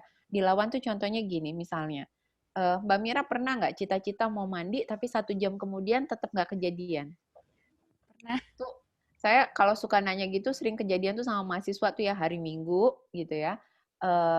Mungkin yang perempuan pas lagi nggak sholat, terus gerimis, tinggal di dekat kali urang, ya Allah, itu gravitasi kasur kan koefisiennya lebih besar daripada gravitasi bumi itu ya. Rasanya mau bangun itu nggak bangun-bangun gitu. Yang terjadi adalah jam 8 cita-cita, misalnya mau olahraga di Sunmore, mau mandi dari setengah 7, itu nggak kejadian gitu ya, lama banget gitu. Nah, saya tuh pernah diajarin gini, apa aja yang kamu bisa lakukan dan kamu selesaikan dalam kurang dari 5 menit, nggak boleh kamu cegah untuk kamu lakukan. Itu latihannya gitu, Mbak. Jadi misal gini, kita mandi mungkin ada yang 5 menit kelar. Kita nyapu mungkin ada yang karena kamar kosnya nggak besar, 5 menit kelar. Nah, belajar mengatasi kryptonite dalam bentuk hobi menunda-nunda itu justru dari hal-hal yang sangat kecil itu. Jadi jangan pernah membiarkan kebiasaan apa ya, hal yang bisa selesai dalam 5 menit itu kita tunda, karena ketika kita membiarkan hal yang 5 menit itu bisa kita tunda, tunggu aja hal yang lebih besar lagi ternyata berhasil kita tunda. Hanya karena kita tidak terlatih mengatasi gempuran-gempuran yang kecil. Tapi kembali, kryptonite kita tuh apa gitu ya. Kalau saya lihat sih beberapa orang itu memang kryptonite-nya tuh seringkali hobi menunda sama susah bilang enggak. Susah bilang enggak ke orang lain. Nah, itu susah bilang enggak ke orang lain tuh kalau setelah saya dalami itu biasanya ada faktor kepribadian yang melekat ya, Mbak.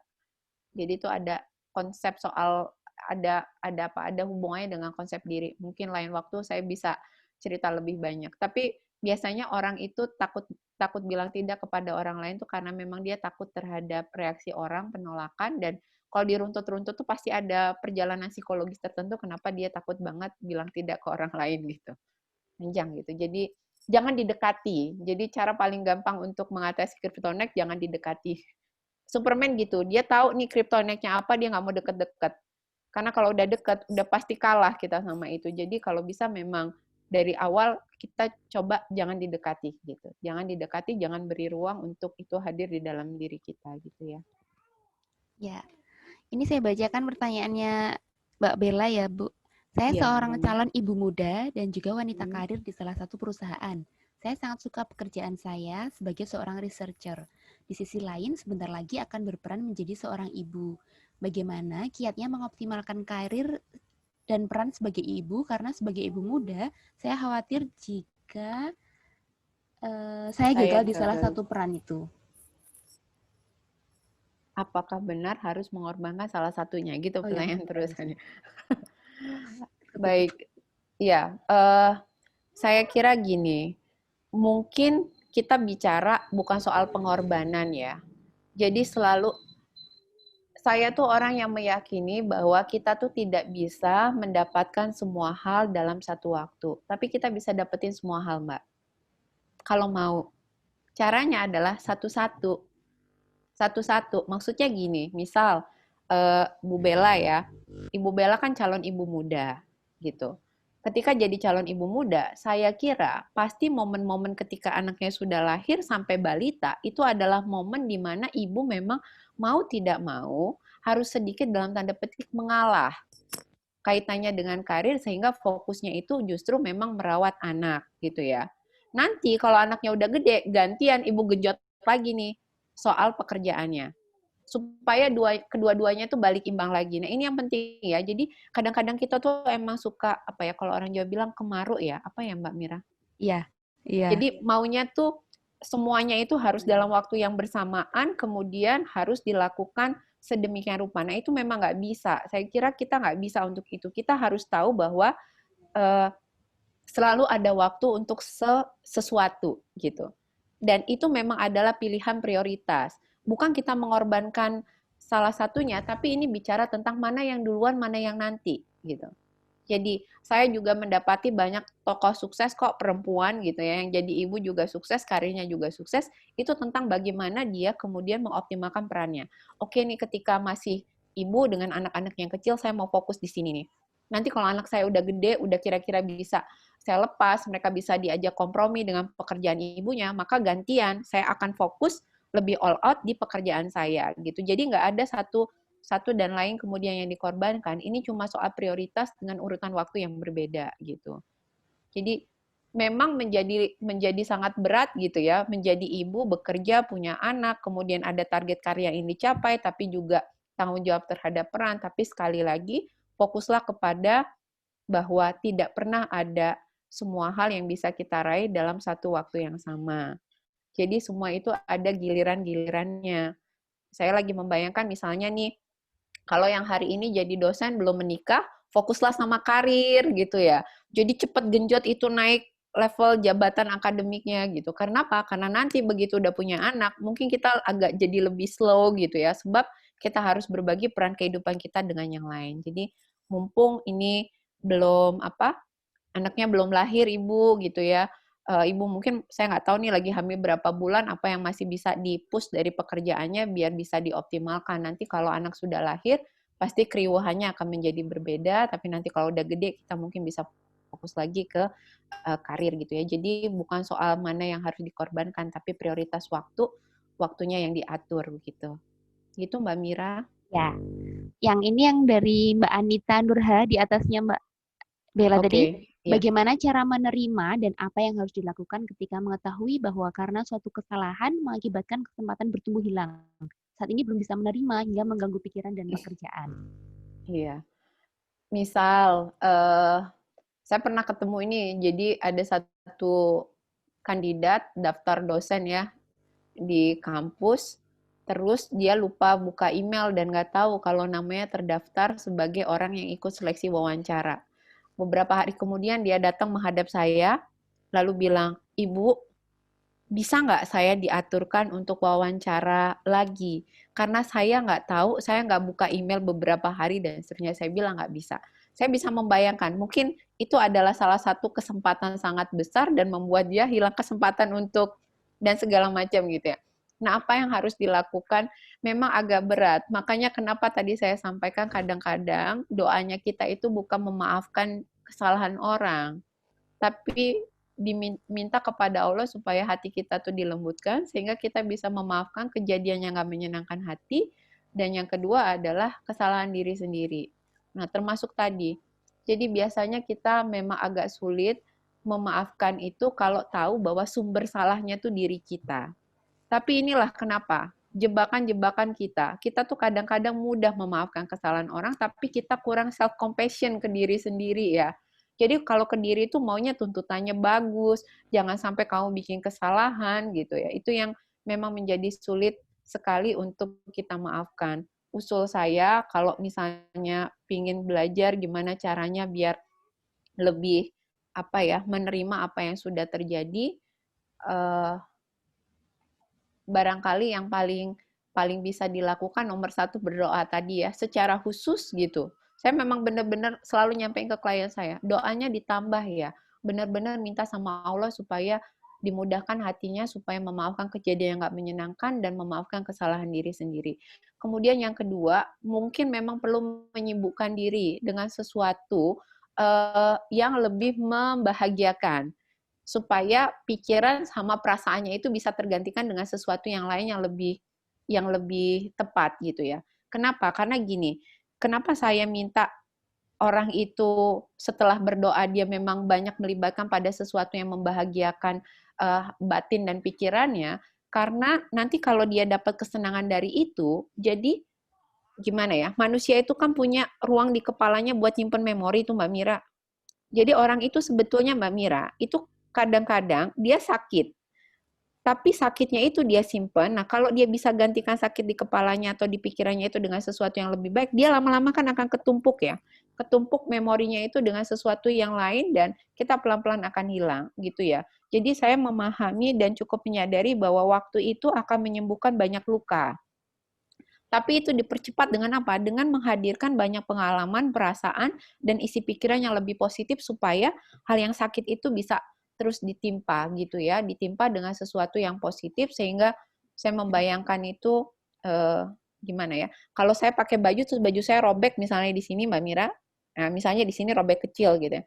Terus saya sulam dengan bunga-bunga lama-lama bunga-bunganya rame gitu ya. Itu kan lama-lama nggak akan kelihatan. Orang mungkin akan lihat, wah bajunya Bu Ike bunganya rame ya, dia nggak akan tahu bahwa sebetulnya di sini akan ada sobekan. Bahkan kita sendiri kadang mungkin lupa kalau kemarin di sini menyimpan luka gitu. Jadi jangan terus malah kalau udah tahu robek luka gitu kita liatin terus, itu yang saya maksud ya. Ini kenapa gara-gara saya nggak sengaja pakai gunting malah robek, terus kita liatin ini tapi kita nggak melakukan upaya apapun untuk apa menggantikan itu, ya kita repot gitu ya. Jadi sibukkan diri dengan sesuatu yang membahagiakan pikiran dan perasaan kita biar yang tidak menyenangkan tadi segera tergantikan gitu ya. Ketumpuk gitu ya. Yang doa yang paling penting sih menurut saya memang. Karena hati itu punyanya Allah ya. Jadi kalau belum bisa nerima itu kan berarti karena memang mungkin kita belum mampu menangkap hikmah. Dan jangan lupa juga berdoa minta dimudahkan Allah untuk menangkap hikmah sehalus apapun itu. Gitu ya. Gitu kira-kira Mbak Mira. Oke. Satu lagi terakhir dari Ibu Marni Utami, bagaimana menghadapi anak-anak yang sampai sekarang masih belajar daring. Terkadang sebagai orang tua merasa bersalah tidak bisa mendampingi belajar secara maksimal. Gitu. Ini curhatnya banyak ibu-ibu gitu ya. Kemarin Himpunan Psikolog Indonesia melansir hasil penelitiannya, konon selama pembelajaran daring ini banyak anak-anak mengalami kekerasan secara verbal dari ibu-ibunya yang nggak sabar mendampingin anak-anaknya. Jadi ibu gimana caranya menghadapi anak-anak pembelajaran daring? Saya sampai berpikirnya mungkin gini ya. Ini tuh sebetulnya momen yang dikasih Allah kepada kita, satu, untuk belajar lebih memahami anak kita tuh seperti apa sebetulnya di sekolah. Dua, lebih belajar berempati kepada guru-guru di sekolah gitu ya. Dan kalau misalnya supaya ibu bisa belajar gimana ya, melegakan hati karena selama ini mungkin merasa belum belajar belum mendampingi anak secara optimal dalam belajar, saya kira yang mungkin perlu ibu sadar adalah ibu nggak sendiri gitu ya. Ini tuh semua adalah momen berat bagi banyak orang. Jadi yang merasa bersalah karena fokus sama pekerjaan di depan laptop, lalu anaknya akhirnya sangat mandiri belajar itu nggak hanya ibu sendiri gitu. Tapi yang paling penting adalah ketika ibu nggak marah-marah aja, versi saya loh ya, ketika ibu nggak marah-marah sama anaknya selama work from home ini, atau selama anaknya pembelajaran daring, itu udah support yang luar biasa. Itu udah dialhamdulillahi, karena anak itu nggak dimarahin orang tuanya aja tuh udah alhamdulillah banget. Nah, bahwa kemudian ibu nggak bisa maksimal, saya kira ini memang mau nggak mau harus memang legowo diterima ya. Karena tadi, ibu nggak sendiri, yang lain ngalami kondisi gini banyak banget, dan ini ujian buat kita semua. Biasanya kita kalau merasa kita nggak sendirian tuh lebih lego. Banyak temennya gitu ya. Jadi kita tuh kalau susah pingin bareng-bareng tuh ternyata ngayemin hati gitu. Jadi selama ibu nggak marah-marah aja, menurut saya itu ibu udah luar biasa supportnya gitu ya. Jadi jangan merasa nggak maksimal hanya karena misalnya anak kalau ngerjain PR nggak bisa ibu dampingi terus gitu ya. Sebab setiap kita pasti memang punya tantangannya masing-masing. Yang penting nggak berkaca kepada orang, syukuri apa aja yang sudah ibu lakukan hari ini gitu aja. Biar nggak makin merasa bersalah, saya kira gitu Mbak Mira. Oke, alhamdulillah bertepatan dengan azan maghrib ini. Iya, saya azan di tempat saya.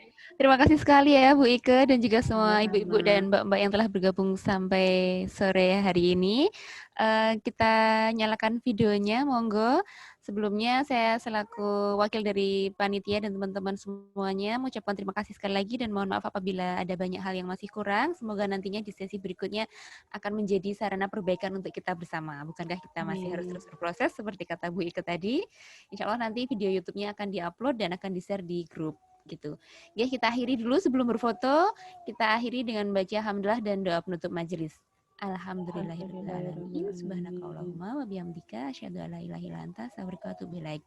Nggih, monggo berhubung ini sudah maghrib, saya akan ambil gambarnya. 1, 2, 3. Nah.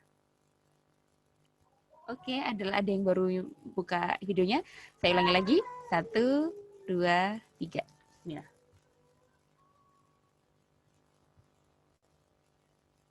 Oke, alhamdulillah. Terima kasih sekali untuk kehadirannya. Monggo yang akan melanjutkan aktivitas, sholat maghrib dan lain sebagainya, saya persilahkan untuk leave dari room meeting ini. Monggo.